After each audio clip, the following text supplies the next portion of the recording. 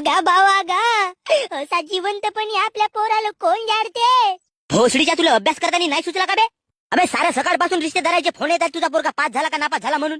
आता कोणता तोंड दाखव बे त्याला? जी काका वाट कोणाची पाहत हा, मटकी फोडा आणि लावा आग. चारा भोसडीच्या अबे भोसडीच्या डेंग्या वाचवणं बे साल्या माल. माझा आंबा वाचवतो तुला. अबे कोणती कमी केलं होतं बे तुला? ट्युशन म्हणलास ट्युशन लावून दिलो.